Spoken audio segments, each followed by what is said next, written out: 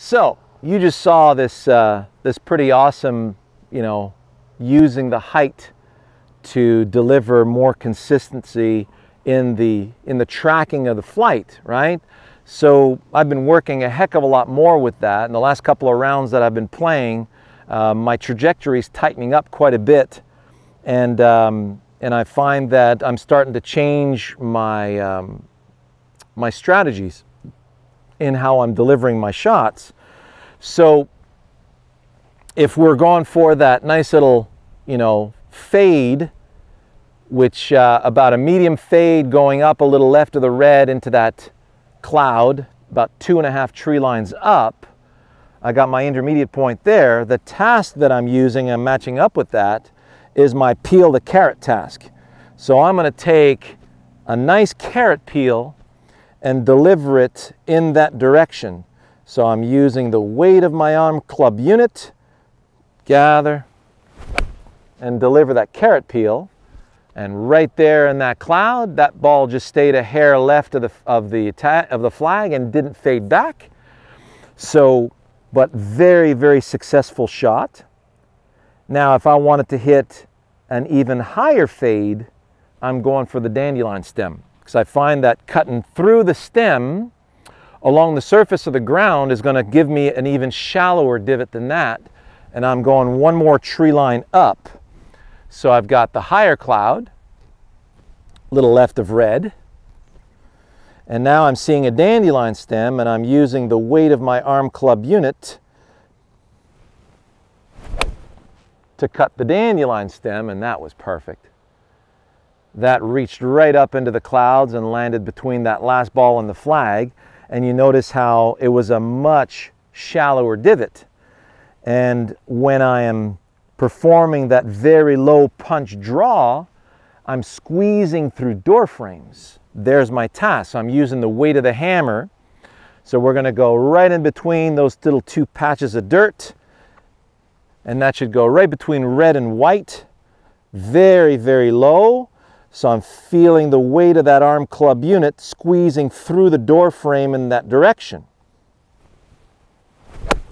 Oh, so I got a little ahead of that one. See, that'll happen from time to time, won't it? So I was actually preoccupied with the front of this divot and how I was going to open it up a little bit more. So let's try that again.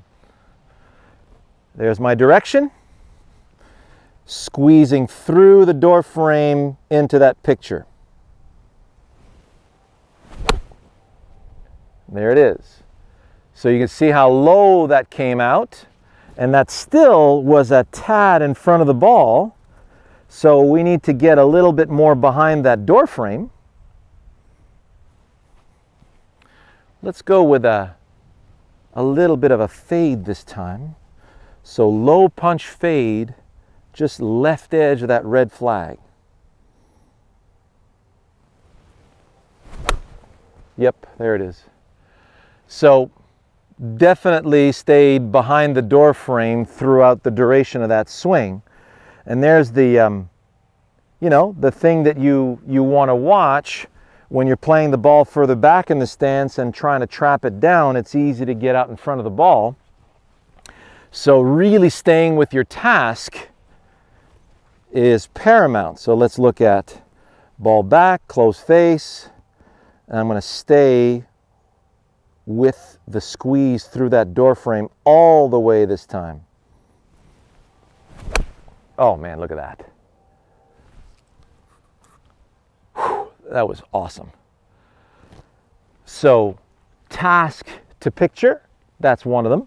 Now, if we look at chip shots, I had the most amazing short game session with one of my students who's been struggling all year. I mean, he came once a week for a chipping session, and every time he came, we made that chipping that much more perfected.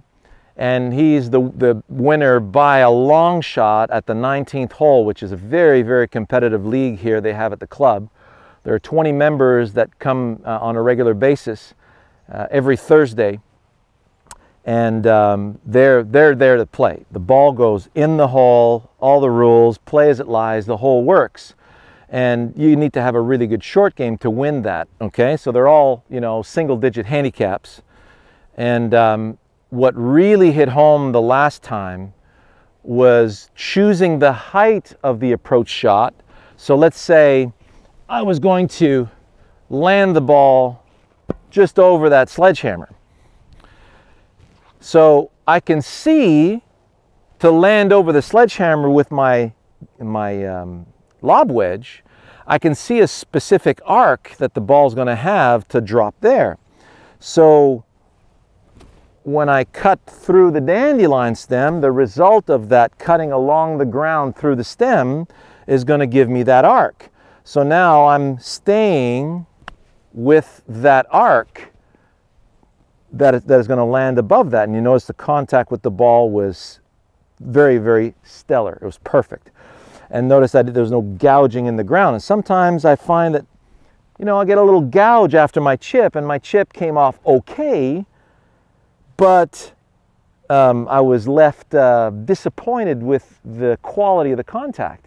And then I realized, hey, I've been letting go of my picture, and I'm not staying all the way with the picture. And that, let's say if I wanted to go to red, so now it's going to be a nice little low pitch. I'm keeping the ball a hair back of center, and now I'm looking for the arc that I need to land it on red. So if this it's the kind of shot that's going to land and release a little bit. So let's say I'm landing at red and releasing just past white, then I have a picture in my mind. The picture is going to go about 2 tree lines up. There's the arc falling on red. This matches that arc, and now I'm staying with that picture. So when I swing through the stem along the ground, I get to have that picture. Stayed with the picture. Oh, look at that. Landed at red, releasing at white, and I got well inside 10 feet for that putt. And the contact with the ground was perfect. I had the perfect divot, no gouginess, just a perfect little bacon strip. So when it comes to short game, I'm going to land the ball right there. I see the arc. That gives me the proper arc. So now I'm staying with the picture of that arc. There it is. So if I wanted to land it nice and high and soft at red, because I got no place to roll beyond it, I got to land it very soft. Now I'm coming in with a high fade. Now the arc is actually going, gosh, 2, 3, we're looking at 5 tree lines up. Ball is slightly forward to center, club face more open. And now I'm predicting that when I stay through the stem along the ground, it's going to give me that picture. So I have just confirmed that the task fits that picture, and now I'm staying with that picture. And look at this. Oh! Landed like a butterfly with sore feet, 7 feet left of the flag. This is just golden stuff, you guys. So this is going to help seal the deal for so many of you as far as connecting your task to your picture. And when you stay with the task, you say, okay, I'm staying with my task. But many of you say, well, if I stay with the task, I don't know what's going to happen. I can't see what kind of ball flight I'm going to get. So therefore, because you can't connect it to anything, it's very, very hard to stay with it. But when you say, hey, when I cut through the stem along the ground with this club, it feels like it's going to do that. And because you've rehearsed it a few times out here on the range, you go, yeah, if I do that, I get this. Well, gosh, look at this. Isn't that awesome? So out of all the shots I hit, I've only missed 1. I topped 1 shot. So no big deal. I know exactly why I did that. I just didn't stay on task. It's not because I had a technical problem or a defect with my swing. And I'm completely at ease with that. I know I'm not going to do that every corner street. It's going to happen once in a while if I drop my focus. Okay? So I hope you enjoyed that. And we'll see you for our regular programming this coming Thursday. All the best.